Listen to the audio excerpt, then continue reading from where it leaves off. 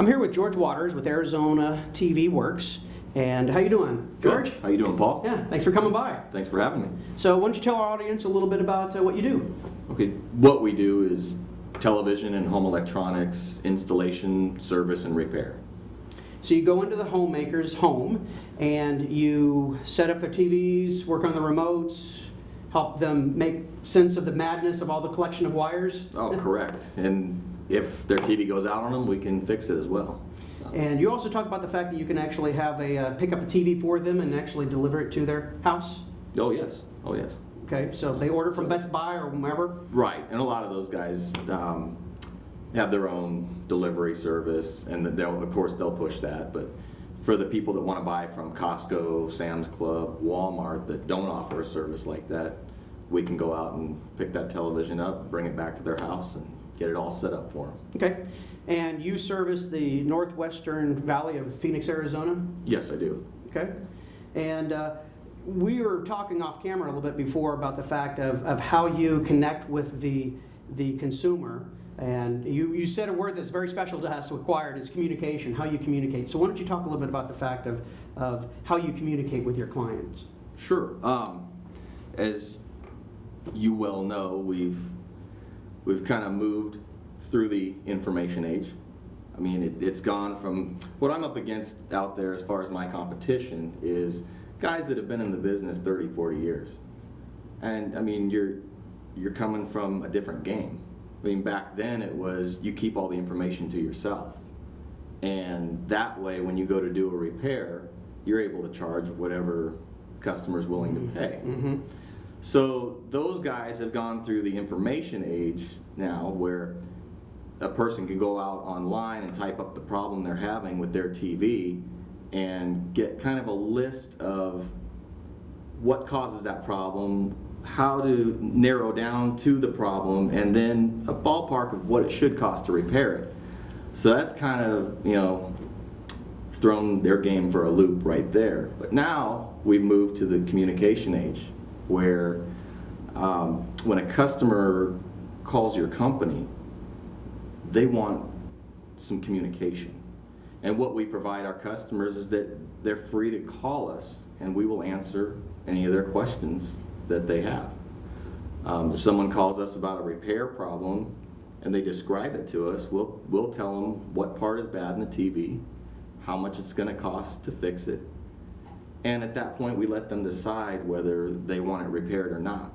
Most of your old guys are still doing we won't give out any information, but we'll send a tech out to you and you pay $99 for that tech to come out, and even at the end of that visit your TV may or may not be fixed.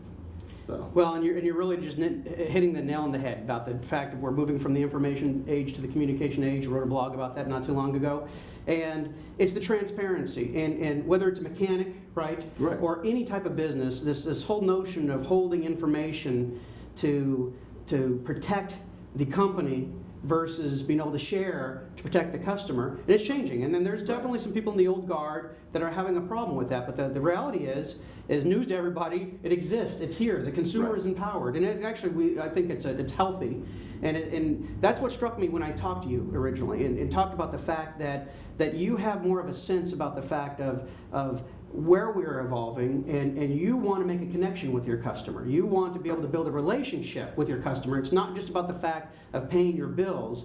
It's about the fact of building an effective relationship through sharing information, and you're not too worried about the fact of them understanding and able to do themselves. Because here's the thing, in the long run, is that at some point they're going to get overwhelmed because things are changing so much that they're going to need your help. And if you've built that trust and you've established that reputation, you're going to be the first person they call. And you definitely seem to have a take on that. And let's talk a little bit about your company and how you're preparing yourself to be able to start to share more. Are you looking at adding a blog? We're doing a little bit of video. Why don't you talk a little bit about that? Yeah, of course. I mean, like you suggested, I mean, you're with Quired, and you're my go-to guy for all my basically web advice. And like you've told me to start the blog. So last week I've started writing up blogs, newsletters. We're sitting down doing this video And all that will be eventually in a website that Quired has created for me. And then that way I can push that out to all my social media, Facebook, LinkedIn, Twitter, Merchant Circle, you know the gambit. Yep, and, absolutely. Just to get that information out there to as many people that want to come across it as possible. Now, as and in final statement here, what would you recommend to our communities? Because you're the perfect scenario, the perfect example of a small business, very small business that's going out there in this world that is rapidly changing. So what is it that you are going to be working on over the next 6 months, to include social media, but what's your sense? What are you going to be really working on to be able to sustain and grow your business through this recession and this economy? Just, like I said, all the stuff I've talked about before, we're working on that step by step, but we've already seen the fruits of it as customers call in and they're telling us what's wrong with the products that they have. And when we provide an answer for them, we hear a pause and we're being told, you're the first company that would answer my question over the phone. And it goes one of two ways at that point.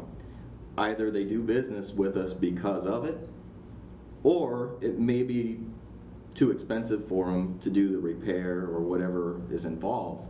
But they tell us that they're not going to do the repair at that time, but anything that comes up in the future, we're going to be the first company that they call. So your business plan is transparency and being informative and building relationships. Yes. And that's the plan. I mean, in this new age, that is the plan. And I've grown to know you, and I have such a sense of your success that is imminent for you. And it's about the fact of your passion for your business. This is not about to you just collecting a paycheck. It's actually you impacting the lives of your customers, and it Right. shows through. Right. And I really appreciate your time coming down here and talking to the Quired audience. Well, I thank you for having me again. All right. All right. Thanks, George. Have a good day.